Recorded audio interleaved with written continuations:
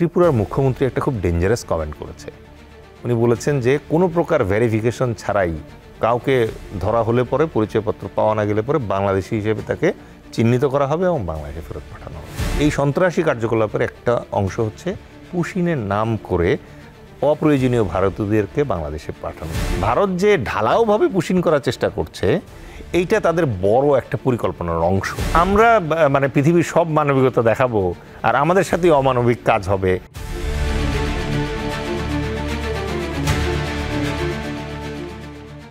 আমাদের বাংলাদেশের সাথে ভারতের সম্পর্ক এখন নতুন করে তৈরি হচ্ছে বা হওয়া দরকার, এই বাস্তবতায়। রাইট। এখন ভারত একটা জিনিস খেয়াল করেছেন এই সময়ে, বিশেষ করে অন্তর্বর্তী সরকার ক্ষমতা আসার পরে, ৫ আগস্টের পরে, শেখ হাসিনা পালিয়ে যাওয়ার পরে ভারত তো বিভিন্ন রকম ব্যবস্থা তাদের যে দেখেছি আমরা, কিন্তু সম্প্রতি যেটা দেখেছেন যে পুশিন করছে, ভারত এই পুশিন এই সময়টাকে কেন বেছে নিল বা কেন করছে বলে মনে হয়? ধন্যবাদ।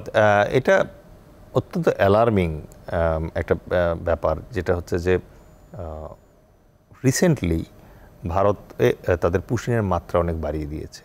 স্পেশালি অপারেশন সিন্দুরে পাকিস্তানের কাছে লজ্জাজনকভাবে পরাস্ত হওয়ার পর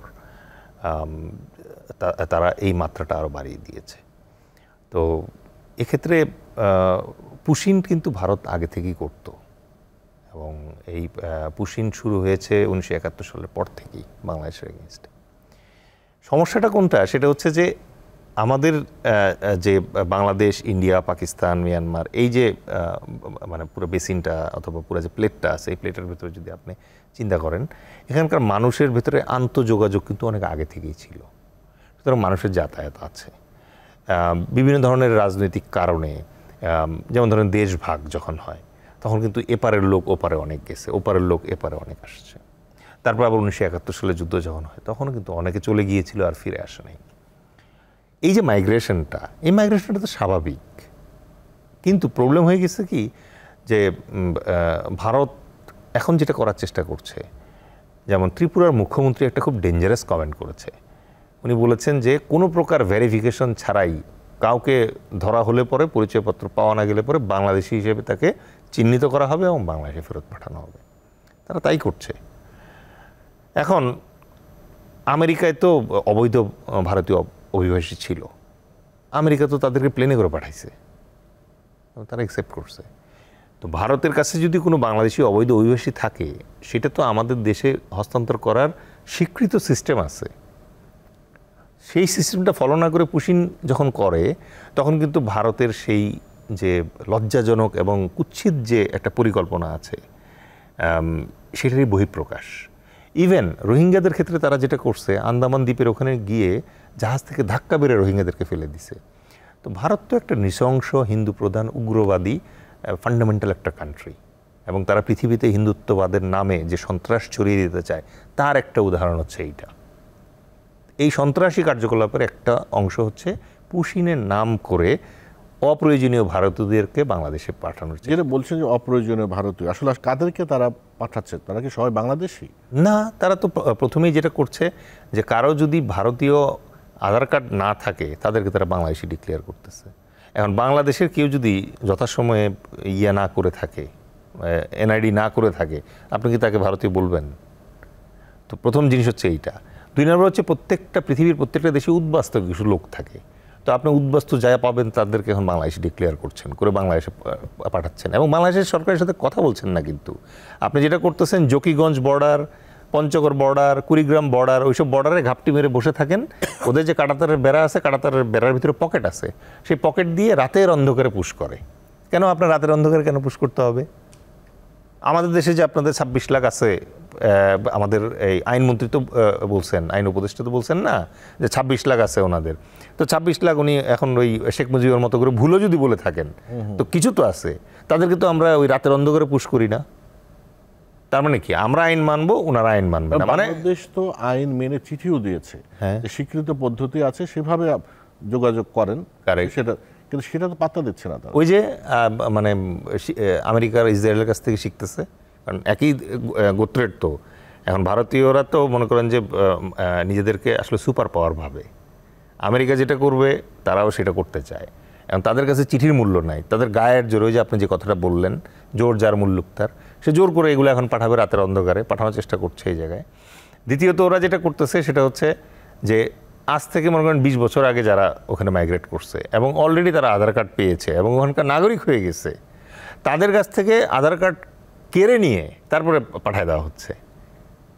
আমাদের বিজিবির যারা রিসিভ করছে তাদের কাছ থেকে আপনি এই লাস্ট কিছুদিনের মিডিয়ার মানে ট্র্যাকিংটা যদি ট্র্যাক করেন, তাহলে আপনি দেখবেন যে অনেক ভারতীয়দেরকে আধার কার্ড কেড়ে নিয়ে ফেরত পাঠানো হয়েছে, যারা ক্লেম করছে যে আমাদের কাছে কার্ড ছিল কিন্তু কার্ড আমাদের কাছ থেকে কেড়ে নেওয়া হয়েছে, নিয়ে তারপরে এখানে পাঠানো হয়েছে। মোস্ট ইন্টারেস্টিংলি অনেক এখানে আসছে যারা লুকায় কিন্তু আধার কার্ড ক্যারি করছে।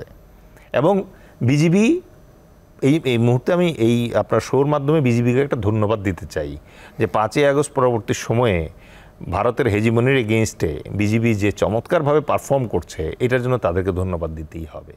ইভেন এই যে পুশিনের সময়, যেটা অত্যন্ত মানে জঘন্য মানবতা বিরোধী অপরাধ, আপনি একজন মানুষকে অন্য আর একটা দেশে পাঠিয়ে দিচ্ছেন, সালাউদ্দিন সাহেবের মতো লাকিলি যদি যেত তাহলে এক কথা ছিল, আনলাকি কামিং, তাই না? তো চট করে ভেতরে ঢুকে গেল, ঢুকে যাওয়ার পরে এখন তার হাতে কিছুই নাই, সে এই দেশের নাগরিক না। তো তারপরেও বিজিবির যারা আছে তারা এই সমস্যাটাকে যতটা সম্ভব মানবিকভাবে কন্টেইন করার চেষ্টা করছে, এই জন্য আমি তাদেরকে ধন্যবাদ জানাই। বাট একই সাথে আমি যেটা বলবো সেটা হচ্ছে বিজিবির অনেক সদস্য যারা এদেরকে স্ক্রুটিনি করার সময়, ইন্টারভিউ করার সময়, তারা কিন্তু তাদের আধার কার্ড শো করছে। বিজিবিও চেষ্টা করছে, যাদের ন্যায়সঙ্গত ভারতীয় ডকুমেন্ট পাওয়া যাচ্ছে তাদেরকে কিন্তু বিজিবি আবার ইন্টারন্যাশনাল নিয়ম অনুযায়ী ভারতকে ফেরত দেওয়ার চেষ্টা করছে, কিছু যাচ্ছেও, এটাও সত্যি। কিন্তু ভারত যে ঢালাওভাবে পুশিন করার চেষ্টা করছে, এইটা তাদের বড় একটা পরিকল্পনার অংশ। এই সময়টা তারা কেন বেছে নিল? কারণ এর আগ পর্যন্ত তো মানে শেখ হাসিনার সরকার ছিল, তখন তো আসলে তাদের পরিকল্পনা ছিল বাংলাদেশ হবে ভারতের ট্রানজিট স্টেশন, মেইনল্যান্ড ভারত থেকে 7 সিস্টার্সে যাওয়া আসার একটা স্টেশন হবে, এবং দীর্ঘমেয়াদে তাদের পরিকল্পনা ছিল বাংলাদেশ একসময় ভারতের প্রদেশ হিসেবে অন্তর্ভুক্ত হয়ে যাবে। ওই যে এক অখণ্ড ভারত থিওরির একটা ইয়ে ছিল, তখন তো তার আর এই পুশিন করার দরকার ছিল না। কিন্তু এখন তো তারা দেখতে পাচ্ছে যে বাংলাদেশের মানুষের জনমত চেঞ্জ হয়ে গেছে, বাংলাদেশের মানুষ এখন বাংলাদেশি হিসেবেই বাঁচতে স্বাচ্ছন্দ্য বোধ করছে। বিভিন্ন ধরনের চেতনার যে বটিকা খাওয়ানো হয়েছিল সেই সকল বটিকার বমন করে ফেলে দিয়েছে। এখন তো তাদের ক্ষেত্রে সমস্যা হচ্ছে যে ডক্টর ইউনূসকে না গেলাও যাচ্ছে না ফেলাও যাচ্ছে। সুতরাং ডক্টর ইউনূসকে কীভাবে বিরক্ত করা যায়, বিরক্ত করার একটা ওয়ে হচ্ছে এই যে এখন পুশিনের ঝামেলা শুরু করা। কে জানে কালকে হয়তো নির্বাচিত গভর্নমেন্ট যদি আসে, আর নির্বাচিত গভর্নমেন্ট যদি গিয়ে আরেকবার দিল্লির নত যেন হয়ে যায়, তখন হয়তো প্রবন্ধ হয়ে যাবে। অথবা যে নির্বাচিত সরকার যে আসবে সে যদি শক্ত হয়ে দাঁড়াতে পারে, যে আমাদের যে নতুন বাস্তবতা, বাংলাদেশের মানসিকতা তাই তো ধারণ করবে নতুন সরকার যে আসবে, সেই প্রত্যাশা করে। কিন্তু বাংলাদেশ আর কি করতে পারে এখন এই বিশেষ করে পুশিন ঠেকানোর জন্য? এখানে বাংলাদেশ সরকার যেটা করতে পারে, স্পেসিফিক কিছু কাজ করা জরুরি। নাম্বার 1 দায়িত্ব আমার কাছে মনে হয় মিডিয়াকে বিজিবির সাথে ঘনিষ্ঠভাবে কাজ করতে হবে, প্রত্যেকটা পুশিন কেসকে ধরতে হবে, ঠিক আছে, মানে নোটিস করতে হবে, নিউজে আনতে হবে, মেইন স্ট্রিমে আনতে হবে, ইংরেজি মাধ্যমে আনতে হবে। This is number 1 role of media. Number 2 যেটা হতে পারে সেটা হচ্ছে যে এটা তো একটা মানবতা বিরোধী, মানে অমানবিক একটা অপরাধ, হিউম্যানিটেরিয়ান ক্রাইসিস নিয়ে কাজ করে কারা? এনজিওরা। এই সরকার তো এনজিও সরকার মূলত, আর বাংলাদেশের অসংখ্য এনজিও আছে। বাংলাদেশের মানে ইয়েতে আপনি UNHCR, IOM এর মতো এনজিও হরদম রাস্তাঘাটে পাবেন আপনি কক্সবাজারে গেলে। ওনাদেরকে ডেকে আনতে হবে, এনে বিজিবির সাথে বসাতে হবে। মিডিয়া, বিজিবি এবং হচ্ছে এনজিও, তারা 3 জন মিলে প্রত্যেকটা ঘটনাকে স্টোরি বানাবে। স্টোরি বানায় তাদের তো দাতা সংস্থা মনে করেন যে সব হচ্ছে ইউরোপে, আমেরিকায়, ওই সব জায়গায় এই গল্পগুলো পাঠাইতে হবে যে আমি এই জরিমন বিবি, আমাকে পুশ করা হয়েছে বাংলাদেশি বলে, বাট আমার বাপ, দাদা, স্বামী, হাজব্যান্ড সব হচ্ছে ইন্ডিয়াতে থাকে, আমি জন্মের পর থেকে ওইখানে ছিলাম। এই স্টোরিটা কি আসছে সামনে? আসছে না। তো এই স্টোরিটা আনতে হবে, এটা আরেকটা জিনিস। নেক্সট যেটা করা লাগবে সেটা হচ্ছে বিজিবির সক্ষমতা বাড়াইতে হবে। বিজিবির এক একটা বিওপি থেকে আরেকটা বিওপির যে দূরত্ব, এটা হচ্ছে 5 থেকে 8 মাইল একটা থেকে আরেকটা দূরত্ব। এই 5 থেকে 8 মাইলের যে মানে দূরত্বটা আছে, এই দূরত্বটা কিন্তু পুরোটা সমভূমি না, যেটার উপর আপনি সারাক্ষণ বাইনোকুলার লাগিয়ে দেখতে পাবেন। তাহলে বিজিবি সক্ষমতা, সার্ভেলেন্স সক্ষমতা বাড়াতে হবে। এই জন্য বিজিবিকে ড্রোন সমৃদ্ধ করতে হবে। এটা খুবই জরুরি, কারণ হচ্ছে যে আপনি হিউম্যান এফোর্ট দিয়ে এখন আর পৃথিবীর কোনো বর্ডার মানে গার্ডেড হয় না। ড্রোন মানে হচ্ছে আপনার যে মাটির দুটা চোখ, এই দুটা চোখ একটু আকাশে তুলে নিয়ে যাচ্ছেন। এই যে রাতের অন্ধকারে যারা ঢুকতেছে, থার্মাল ড্রোন ক্যামেরা থাকলে আপনার এই ফুটেজটা থাকতো, আপনি আন্তর্জাতিক বিশ্বকে বলতে পারতেন যে এই দেখেন আমার মানে রাত এতটার সময় এই পেনিট্রেশনটা হয়েছে। এখন তো বলতে পারছে না। সো তখন ভিডিও ফুটেজ থাকতো, এই ফুটেজটা আপনি সাবমিট করতে পারতেন আন্তর্জাতিক সংস্থার কাছে।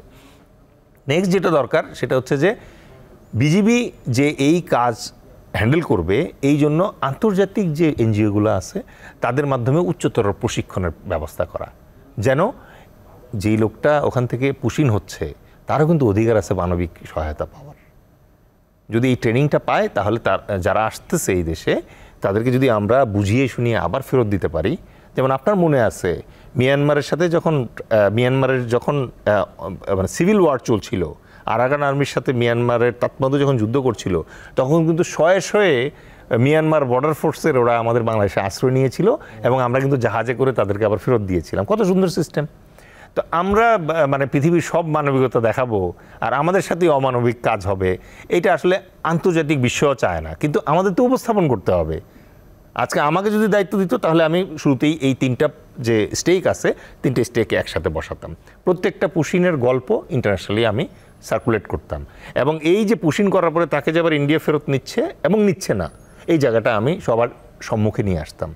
পুশিনের জন্য তো আর যুদ্ধ করা যাবে না, পুশিনের জন্য এই মানবিকভাবে অত্যন্ত কৌশলে আমাদের কাজ করতে হবে। এবং এই জন্য আমার মনে হয় বেস্ট অপশন হচ্ছে বাংলাদেশ সরকারকে এই মুহূর্তে বিজিবিকে আর একটু স্ট্রেনদেন করতে হবে। একটু যদি স্ট্রেনদেন করা যায় কৌশলগতভাবে, তাহলে টেকনোলজিক্যালি ড্রোন বললাম, আর প্রশিক্ষণের জায়গায় আমি বললাম যে মিডিয়া এবং এনজিও তাদের সাথে কিভাবে একত্রে কাজ করতে হয় এই ট্রেনিংটা দিতে হবে। আর হচ্ছে এই জাতীয় পুশিন ইন্টারন্যাশনাল বর্ডারে যে হয় ওখান থেকে একটু প্রশিক্ষণ নিয়ে আসতে হবে যে এটা কিভাবে ঠেকানো হয়। Thank you. অনেক ধন্যবাদ দেলাইস খান আমাদেরকে সময় দেওয়ার জন্য। প্রিয় দর্শক, আপনাদেরকে অনেক ধন্যবাদ। দেখলেন বিয়ন্ড বর্ডার্স, আজ এ পর্যন্তই। Thank you. আসসালামু আলাইকুম।